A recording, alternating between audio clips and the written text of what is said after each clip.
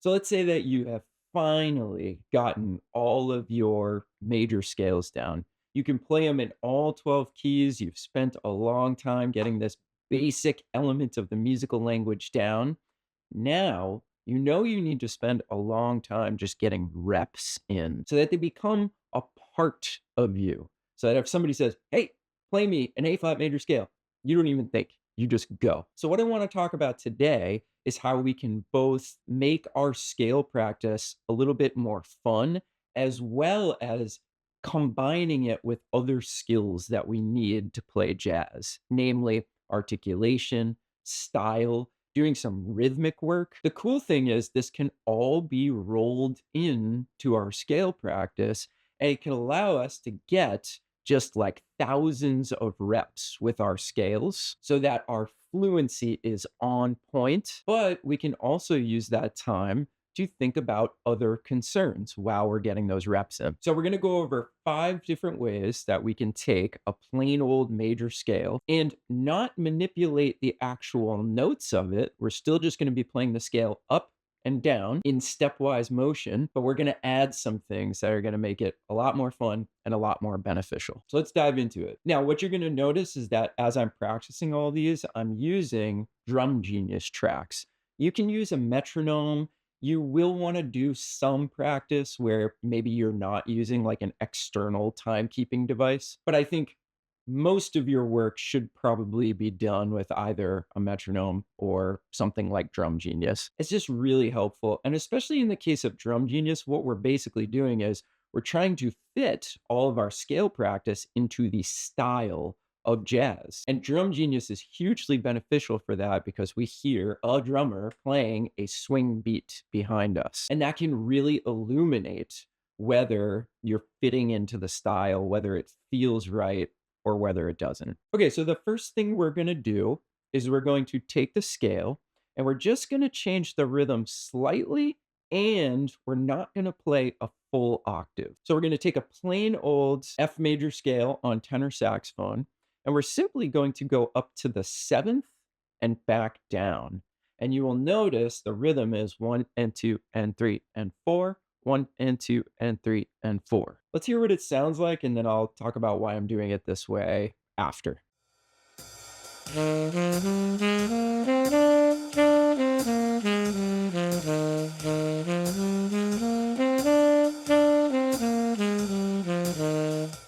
Okay, so you'll notice a couple of things. I already have some stylistic concerns, which is that I want to really connect the eighth notes. You'll also notice that I'm swinging the eighth notes, right? So we're just going from regular straight eighth note practice, which you may have been doing, into actually swinging the eighth notes. And then we already have a stylistic consideration. And that is that generally, when we're playing swing music, we want to connect the eighth notes. We want them to be really legato and connected. We hear that everywhere. And that's a huge consideration into reflecting the style accurately. So, on top of these legato eighth notes, we also have another stylistic concern, which is usually the end of an eighth note line, the last eighth note, it's a dot. So we actually flip the legato thing and we play it nice and abbreviated and short and punchy. So do do do do do do dot, do do do do do do dot, do do do do do do dot. And when you start hearing that and playing it that way, your ability to play characteristically in the style, it comes a long way, and you start hearing what the phrases should sound like. Now, the other thing that we're doing is by changing the rhythm to 1 and 2 and 3 and 4, I want you to notice that we are placing really quality notes on every beat. So on beat 1, we have 1, beat 2, we have the 3rd, beat 3, we have the 5th, and beat 4, we have the 7th, and then that just reverses on the way down. That's another really, really important thing, is that in a lot of styles of jazz, you wanna place really high quality notes, chord tones, on the beat. It provides for a lot of melodic and harmonic clarity in our playing. If we take the quarter note out of it on the way down, we cease to have those chord tones on the beat. So just by manipulating the rhythm in a little bit of a different way, we get another really important aspect, and we're reinforcing that with our ears by hearing those quality notes on the beat. Now, there are other ways to do this. You could go all the way up to the ninth and do eighth notes and all that good stuff, but this is the way that we're going to start. Okay, cool. So there's another stylistic thing that we can work on without changing this exercise really at all. The only thing we're going to do now, we're going to add a slight accent on the offbeat eighth notes. And this is really going to allow us to start working on style. Now, remember, keep everything else that we talked about. Keep the eighth notes really smooth and connected. We're just going to slightly accent the offbeat.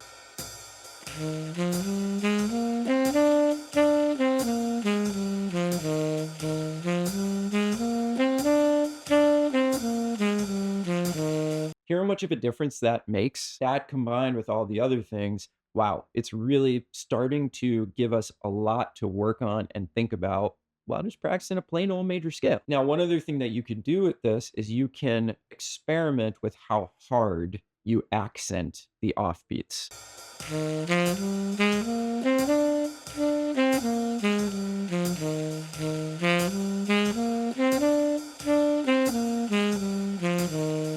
And that's really informative and that's really great practice. Okay, let's go on to number 3. So this goes back to a concept that I talked about in another video. I'll leave our card somewhere on the screen if you want to go and check that out.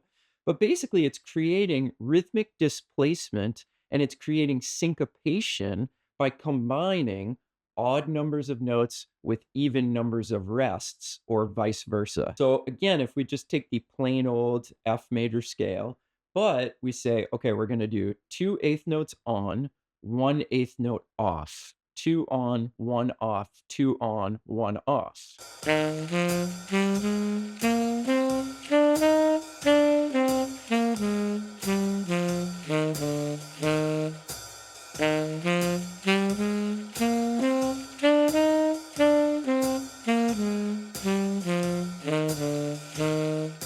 It makes it sound so cool. And you're practicing syncopation, you're practicing rhythmic displacement, which is obviously just a huge thing for playing jazz and being an improviser. Now, you will also notice that there's a stylistic concern here. It's long, short, right? Remember what I said about the eighth notes? Generally, all the eighth notes are smooth and connected except for the last one. Well, there's only 2, so we're going to go do dot, do dot, do dot, do dot, do dot, do dot, do dot, do dot. And again, that's like a huge stylistic thing that will be great for you. All right, let's go on to number 4, which is just this exact same idea. But now what we're doing is we're doing an odd number of eighth notes. So we need to do an even number of eighth note rests. It's always just combining that even and odd, odd and even.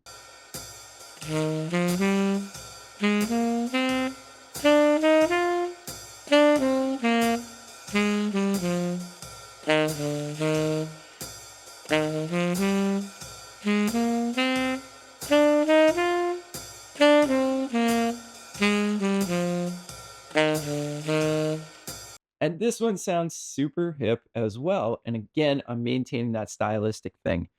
Do do dot, do dot, do dot, right? Long, long, short, long, long, short, long, long, short, long, long, short. Again, just, continuously reinforcing those stylistic things while, again, just practicing a basic major scale. Okay, let's go on to our 5th and final one. That's actually a little bit simpler than number 3 and 4.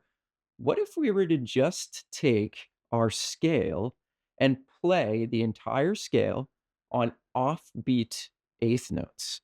Well, that would be a really, really cool thing to do, wouldn't it? We're practicing a whole bunch of things here, right? You ever hear your favorite musician play like just a killing offbeat? So dot dot dot dot dot dot dot dot dot dot dot dot. This is something you probably want to use in your solos, but there's a lot that goes along with this, right? We need to be able to find those eighth notes, the offbeats when we're swinging. It could feel a little bit shaky at first. This will solve all of that if you just practice it nice and slow with a structure, a plain old major scale that hopefully you're very used to and familiar with. We don't need to be playing all kinds of like crazy chord substitutions or exotic scales to practice our offbeats, we should probably just do it with something simple. Also, you notice they're all dot, dot, dot, dot, dot, dot. That can also be a challenge, but a really good thing to work on.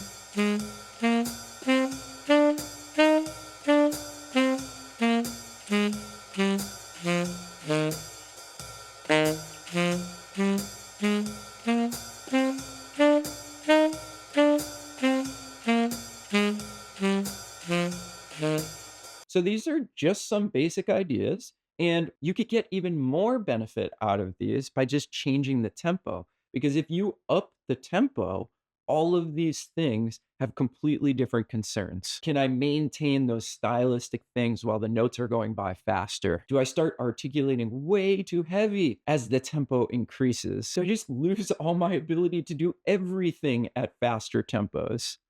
Well, I felt that before, and I bet you have too. And you know what? This can just be a great way to practice faster tempos without all the stress of dealing with an actual chord progression and trying to make stuff up on the spot. All the things that sort of hold us back from playing fast, we can work on the act of playing fast with really simple things. And then when you're introduced to all those other concerns, it just feels easier because you have a bunch of time playing at fast tempos, but doing simple things.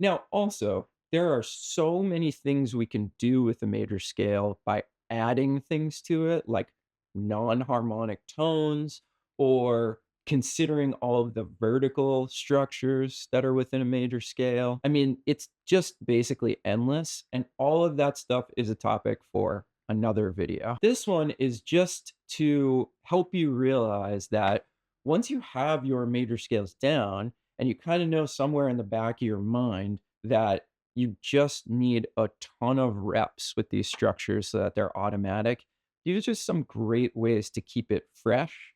And again, start considering some other aspects of your playing that you can kind of fold into your basic structure practice. Now, all this stuff is also portable. So it works with all minor scales, it works with all the modes, it works with diminished scales, whole tone scales, all this stuff. It just works with all the basic structures of music. And the other thing I want to say is that you could probably come up with a dozen more ways to manipulate that stuff.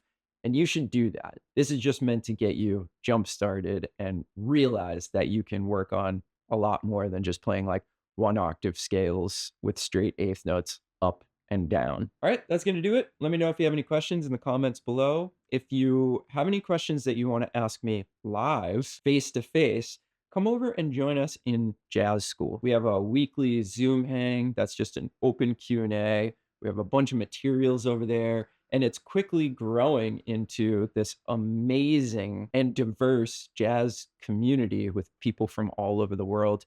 It's totally free, and I would love to have you join us and become a part of that community. All the information's in the description below. I will see you on the next video. Have a good one, everybody. Bye.